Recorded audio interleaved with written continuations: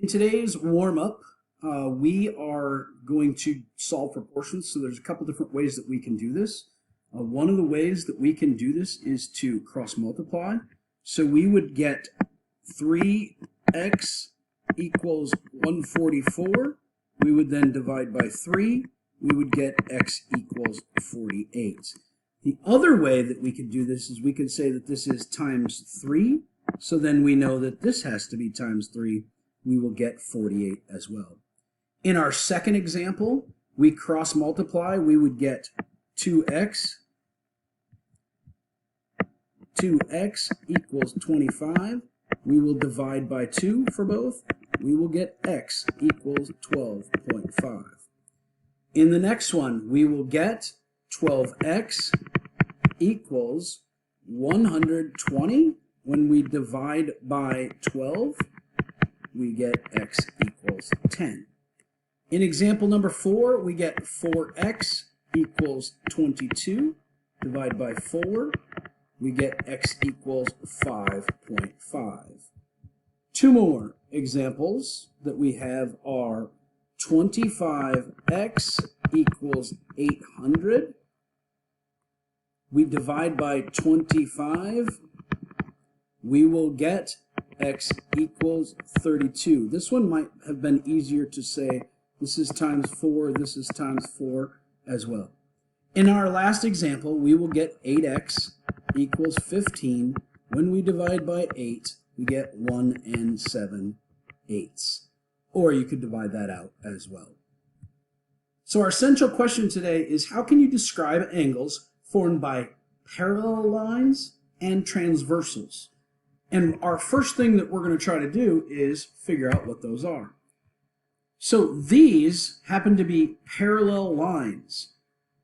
We're going to talk quickly about what it means to be parallel. What these mean is if they are parallel, they will never intersect or cross. They are always the same distance apart on each of those. So there's a lot of different ways that you can draw parallel lines as well. They sort of remind you like a railroad track. The third line that they have drawn here is called a transversal. And a transversal is simply a line that intersects or cuts through both of the parallel lines. It could be straight up and down, it could be this way, it could be like it is, but what we have there is two parallel lines. One of the things that I want to know is how many angles are formed.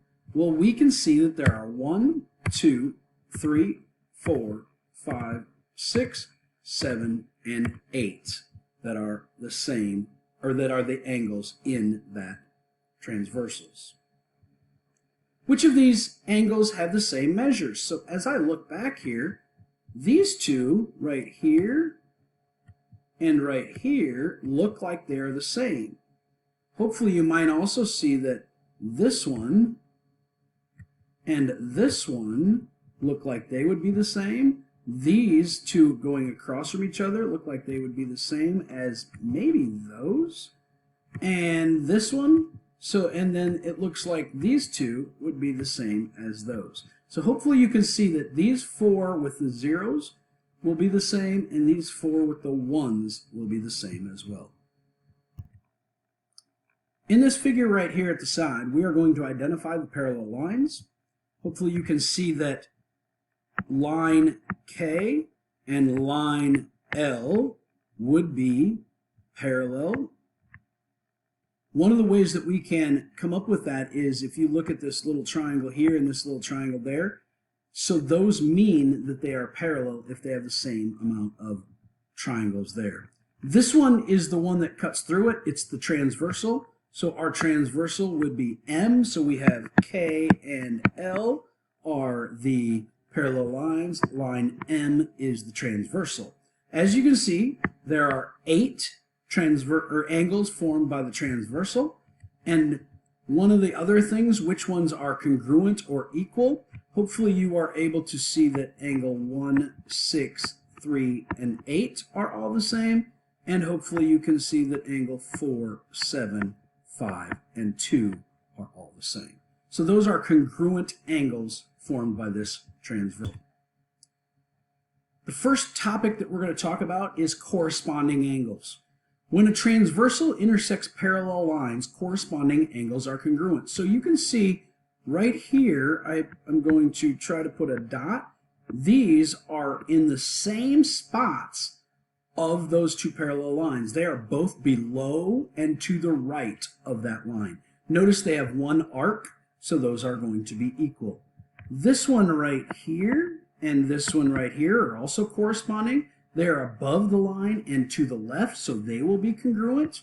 This one right here with the four red marks, that one, those are congruent because they are both above and to the right.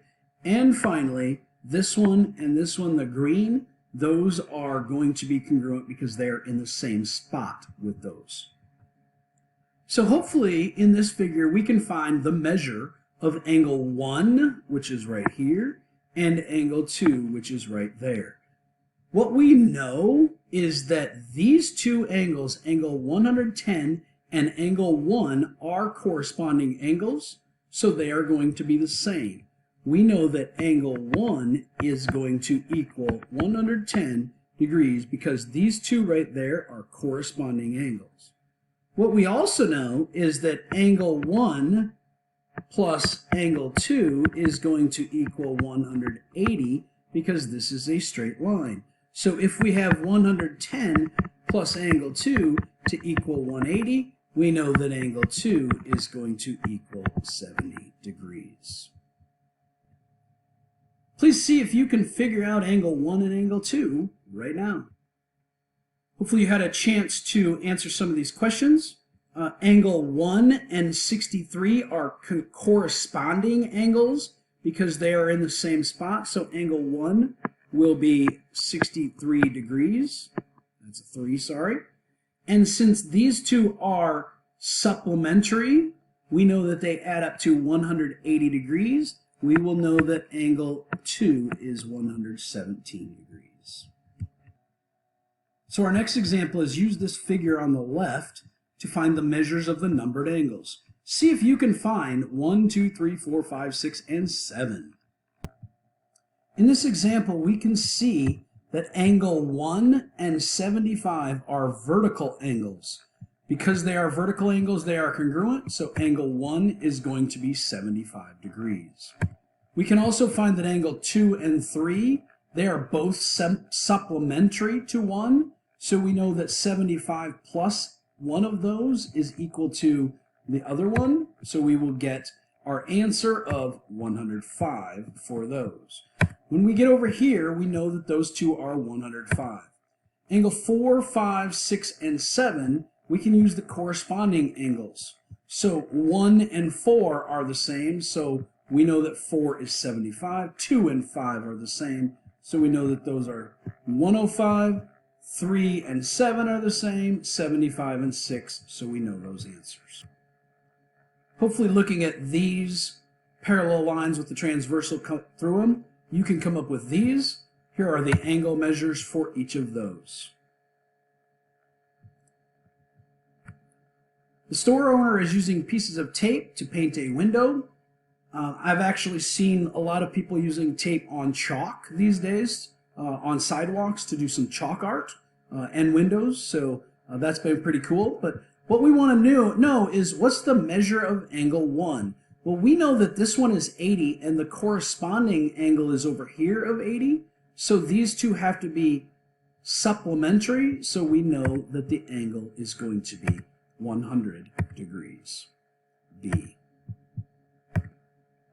Our next key idea is alternate interior angles and alternate exterior angles.